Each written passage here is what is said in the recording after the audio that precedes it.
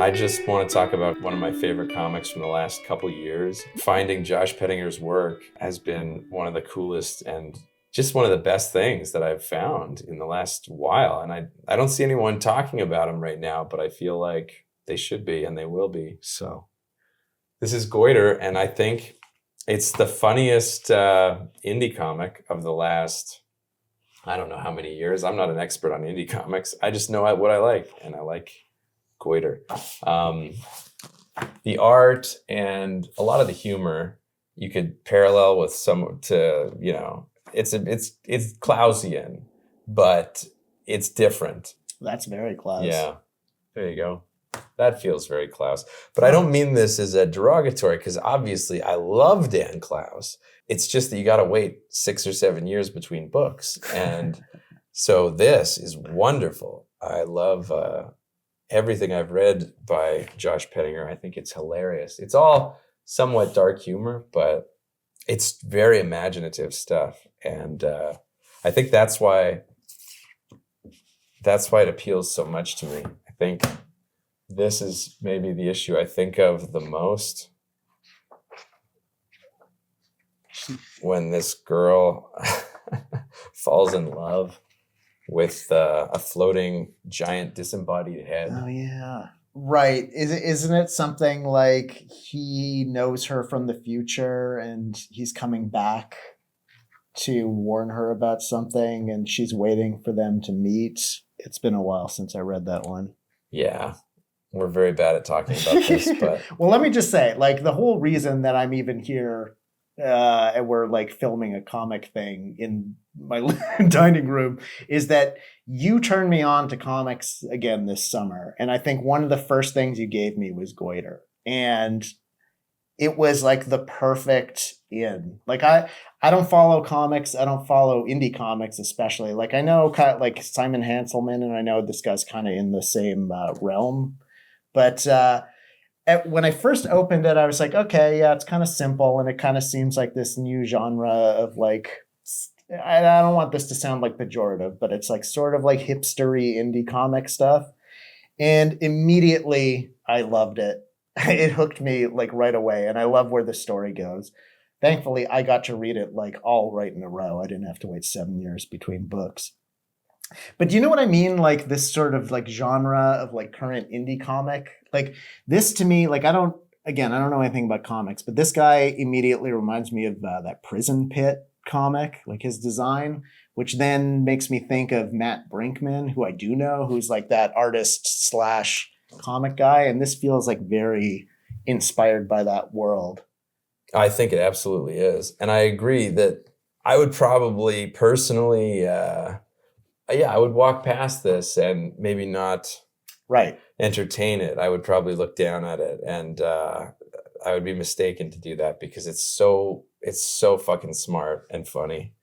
And just these, oh my God. Like this was my first issue that I bought, I think. And you know, the color, like that's not even the color's just, I love the color here. Mm-hmm. But the comedy here.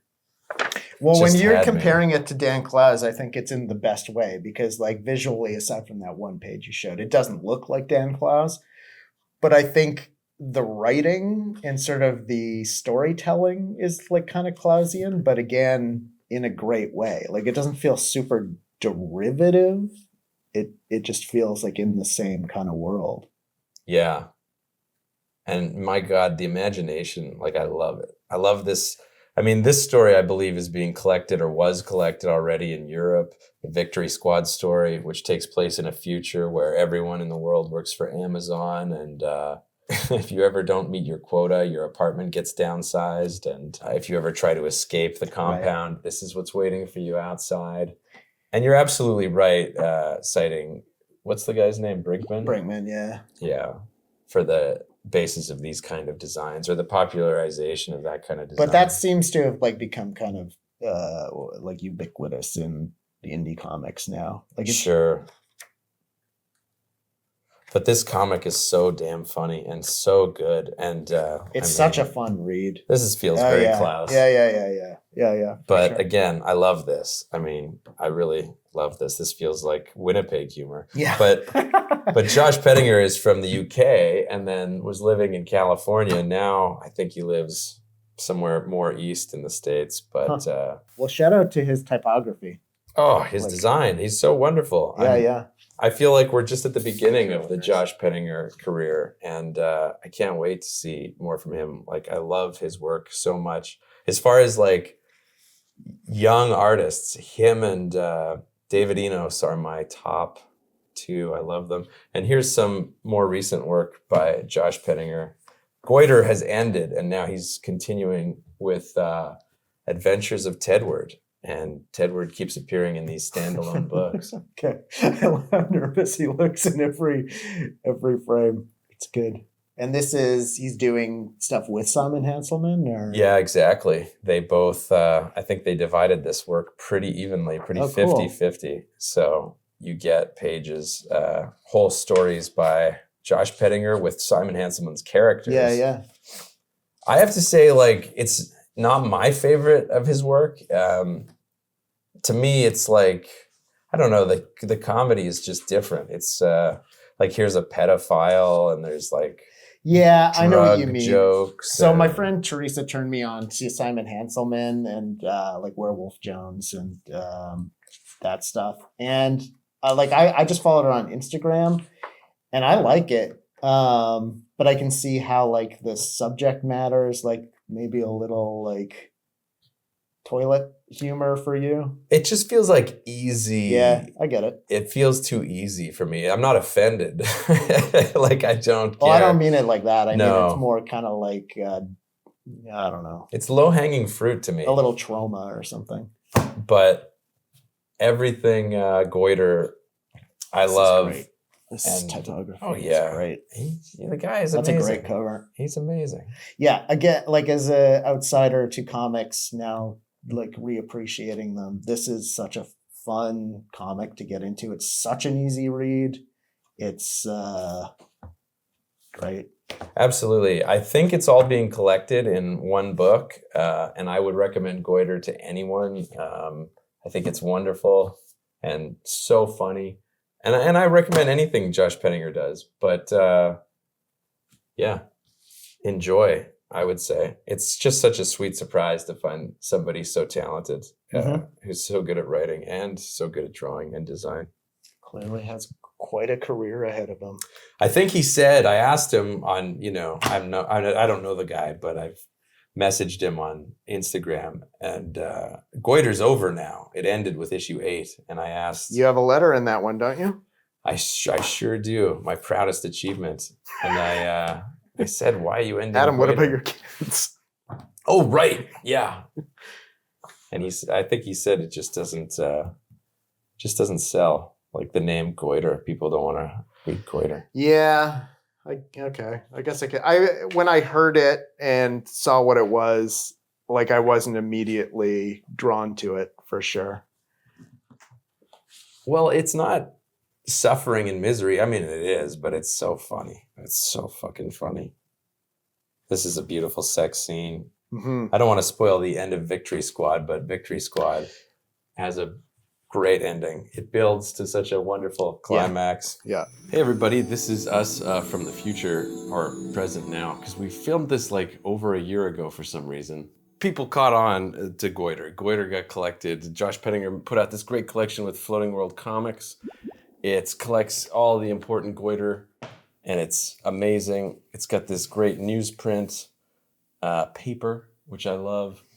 And the only problem I have with it is the size, because now that I'm an old man, I find the print so hard to read at this scale. But if you have good eyes, then here's the collection of the entire Goiter by Josh Pettinger. And since we filmed the first part of this video, he's also had a collection of Tedward come out, and Fantagraphics figured out that Josh Pettinger was worthwhile. And obviously, yeah, they should have been publishing him all along. And he's still putting out comics like this one here, Pleasure Beach, which is amazing. So I recommend everybody get all of these Josh Pettinger books, and whatever comes out after today, because by the time we post this video, he'll probably have 3 more videos out. And I also just want to say... Books. Oh, yeah, books. He makes books. Does he make videos? No, but you know who does make videos? This David Enos fellow, who I feel like I want to say, hey, go get some David Enos books and check out his videos, because by the time we make our video about him, he'll probably be, published by Fantagraphics, which he should be. Fantagraphics, hurry up, get on it. Anyway. Hey, and while we're on the subject of Goiter, I also have some original Josh Pettinger art that I just wanted to look at, and we can compare this page, for example, to the printed page, which, I guess we'll slide it over.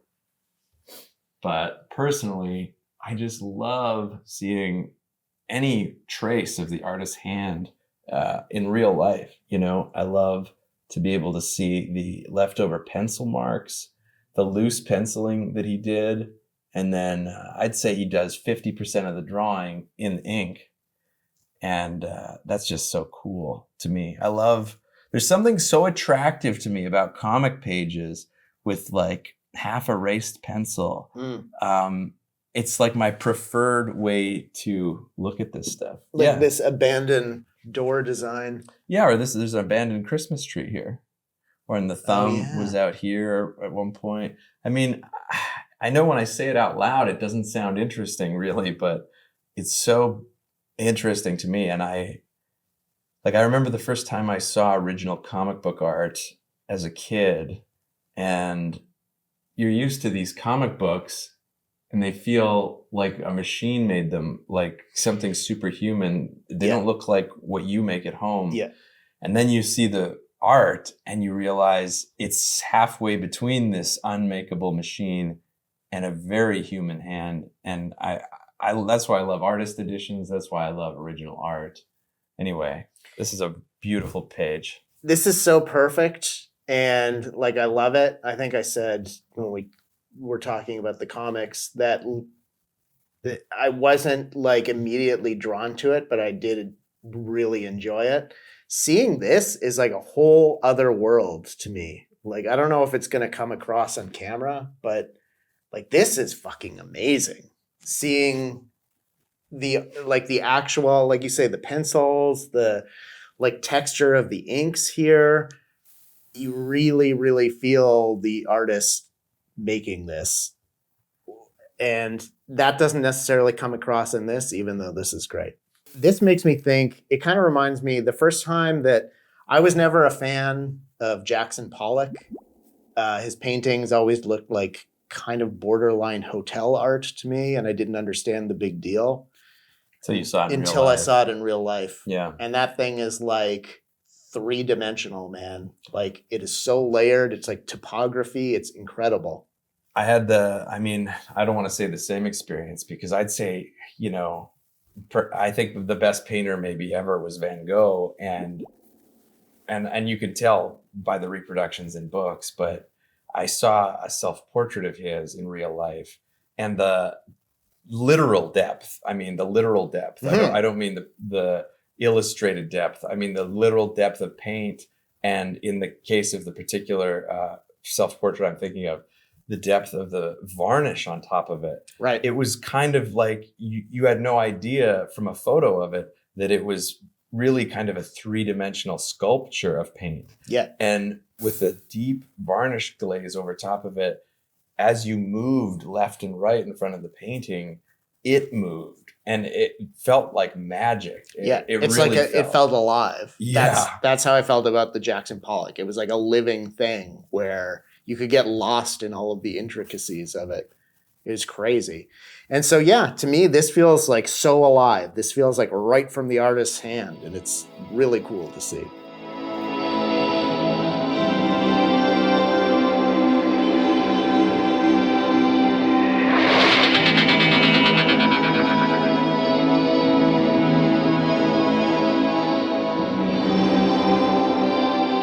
Everybody probably knows this movie. A classic 80s Ray Harryhausen movie. It's most famous for probably the Medusa sequence and the Kraken. Clearly playing off the success of Star Wars also. So I thought for the next toy, mostly because this guy was easy to get off my shelf, is Charon. I think it's pronounced Karen. Charon, okay. The boatman of the river Styx, who appears in the movie. Maybe a weird choice for a toy, but maybe not so much like as a toy design. Like it's a pretty no-brainer to make a skeleton in any toy line. I think you're going to sell some toys that way. But I love this movie. In a way, I think that the Medusa sequence is like one of the most underrated sequences of the 80s. Like the artistry of that, when you watch it and the way he's like playing with shadows and like firelight, like mixing the stop motion with the live action stuff, it's ridiculous and people need to talk about it more. Anyway, so there you go, Charon. I'll throw in a couple of Persei just because I have them, and maybe a Hamburglar too. The real like get for this toy line was the Kraken. That is a toy I remember seeing at a friend's house probably when I was like 6 or 7, and the image of it has stuck in my mind my whole life. I probably should have bought it in the early 2000s when nobody cared about any of this stuff and prices were low. But even at that time, it was like $50 and seemed like too much money for me who had no money. Mm-hmm. And now it's like $1,000, I'm sure. So fuck me, I guess. But I got this guy. I've got more Perseuses than I can handle. Why do you have two? What's the story? Like one of them is clearly well used and one of them looks really new. One of them I found at a toy show, probably for like $5. That's the good one. And then we may have used this in a short film where we like cast some toys. I think that's what I bought him for. I think I found this guy for $1 and he was just like chewed up and kind of shitty.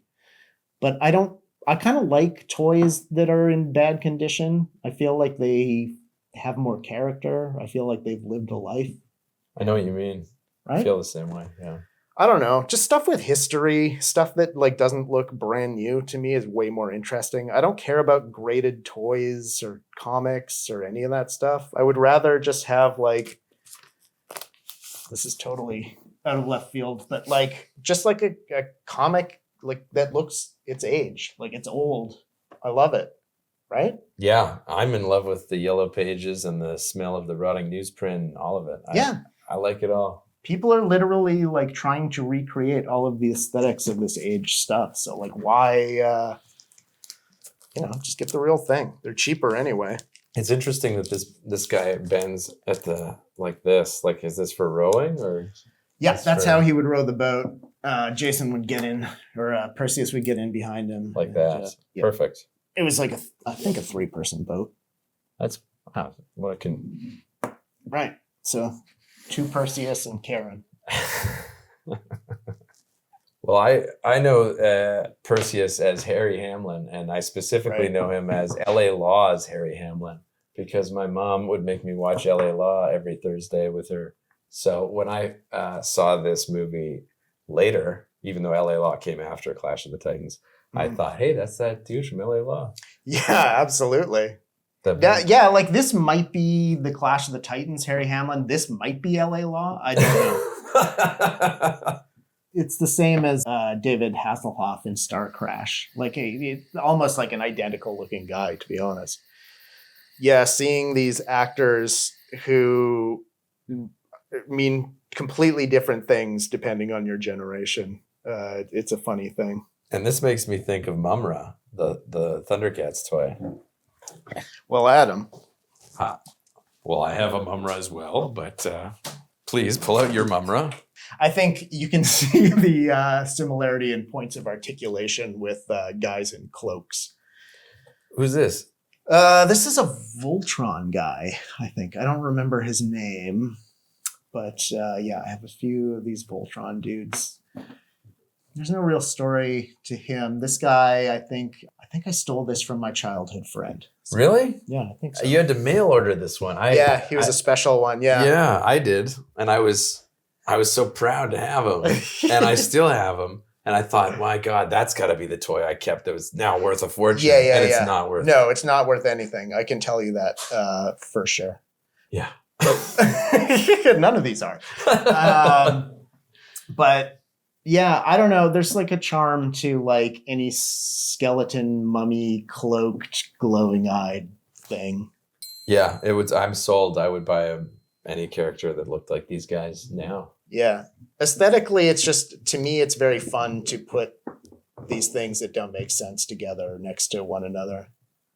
I like to group on my toy shelf, all these things are grouped by similarity, even though none of them have any relation to each other.